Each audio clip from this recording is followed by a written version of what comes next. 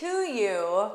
First thing that you need to know is my pants are on inside out. I knew it hours ago and have not changed them. So I'm just saying this is the day we're having. I am going out in public pretty soon, so I should probably do that. And really it's a toss of the dice as to whether it actually happens or not. So let's be real. What are we talking about today? The Corvette's back. We're going to talk about that.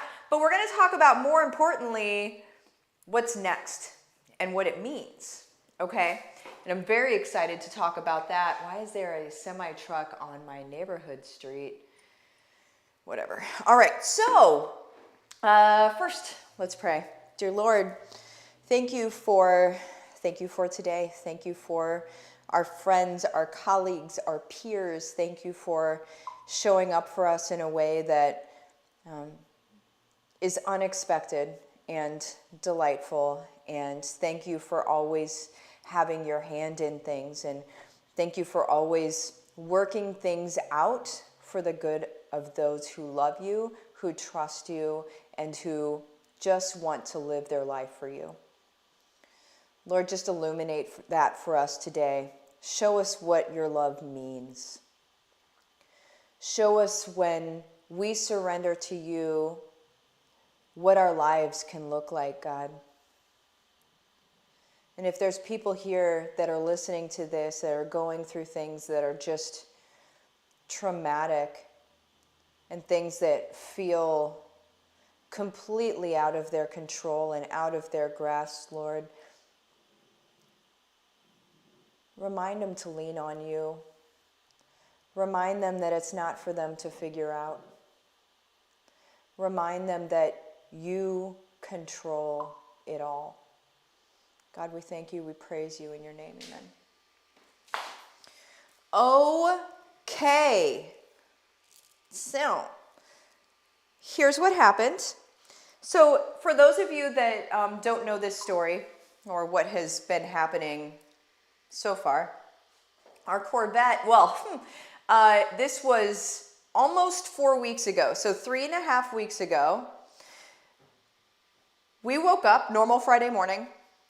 Mike went to go take Nora to school, walked out into our driveway. The driveway's right here, that's why I'm doing that. Walked out into our driveway where our Escalade and our Corvette usually are. Walked out and no cars. No cars. Except for his car, his Camaro, which is a manual, which is probably why it wasn't stolen. So holler to all of you that drive manuals. I now understand. But we were missing those two cars, and it was a shock. It was like, what?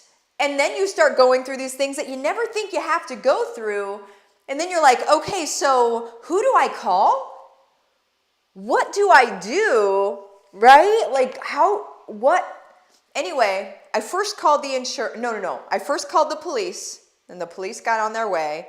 Then I called the insurance. Then I called OnStar to see what they could do. They couldn't do anything until the police got there, so I had to call them back when the police got there. And then the journey started. The journey of what in the world is happening here? And later that day, that afternoon, while I was in an intensive it was early afternoon, I was in an intensive with my cutting edge folks, and which we have again this Friday.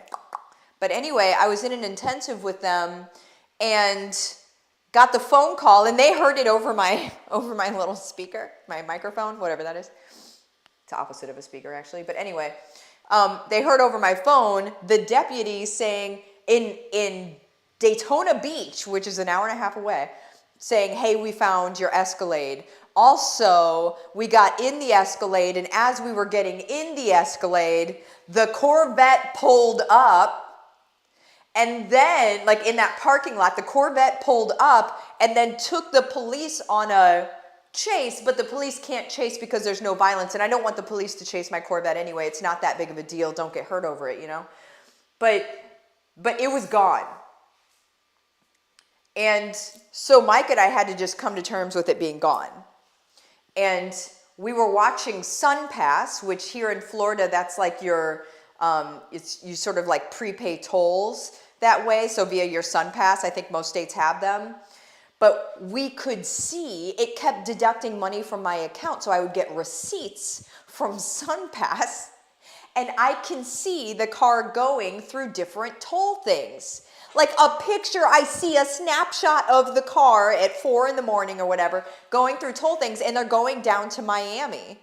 And I'm like, what the heck is going on? And then every single person, not every single, most people in the know with cars were like, oh, if they're going down to Miami, it's going to go on a boat over to Africa. Apparently there's some sort of car trade in Africa. I don't know. I still don't know. That's just what a lot of people said. And so I was just like, it's gone. The car's gone.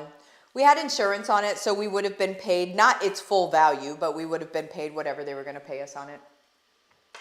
And we were just okay with it, right? There's only 2 drivers in the house, and we have 3 cars, and that's just excessive. It's unnecessary. And in that 4 weeks, in that 3.5 weeks, here's what happened. We completely detached from that car, and we started working on, and the 2 are not related, but it's interesting.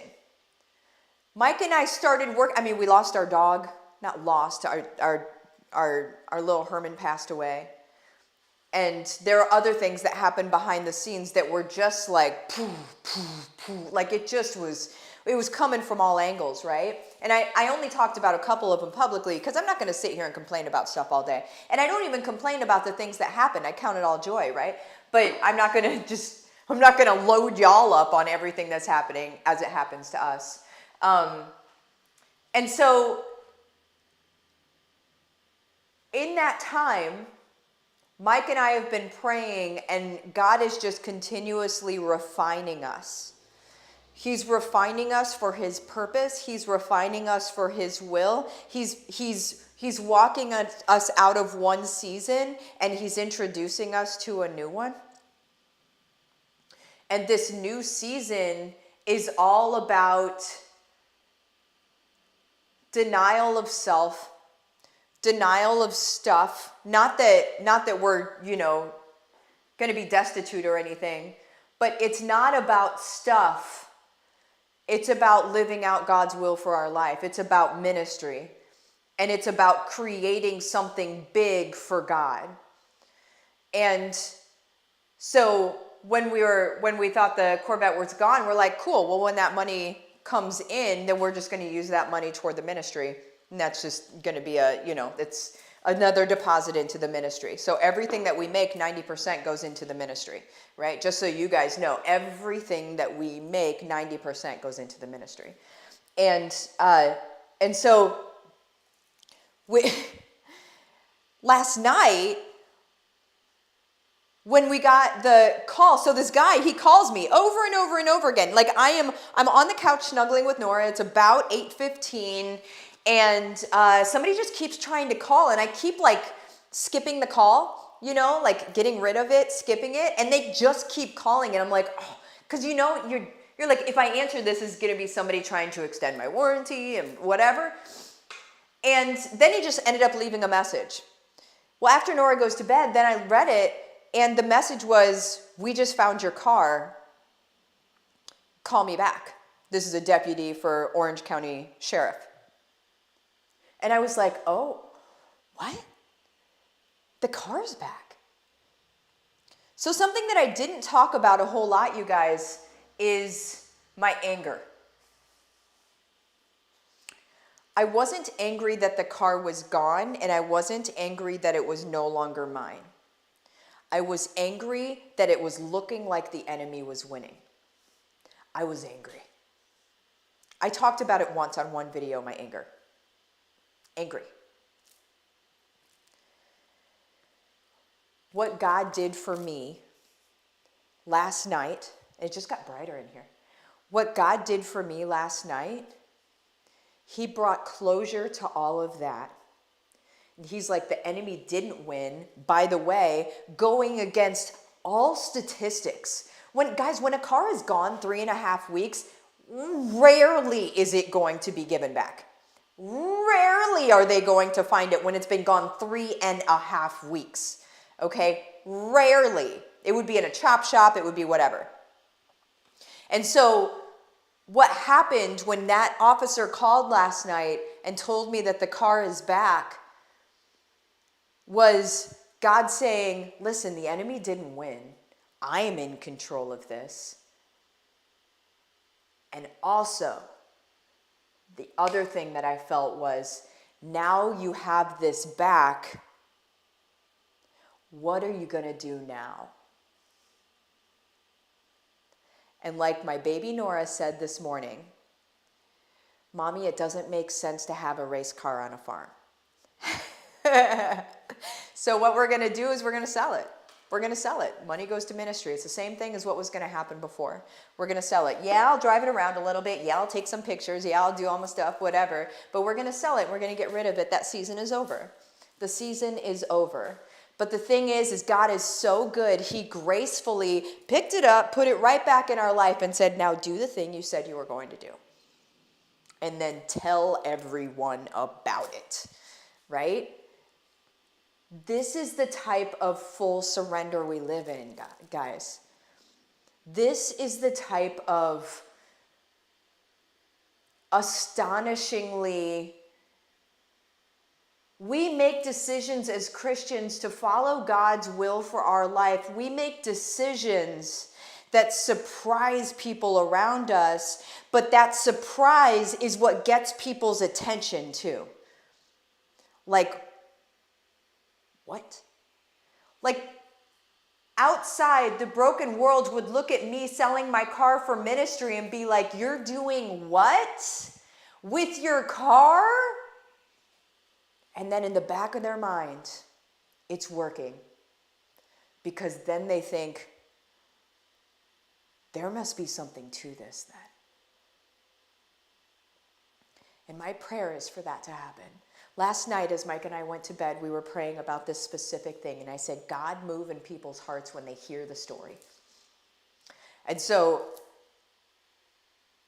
I don't know what's going to happen. I also feel like God's going to put people in our lives through the selling of the car, through the work, or whatever, that need to come across our path as well.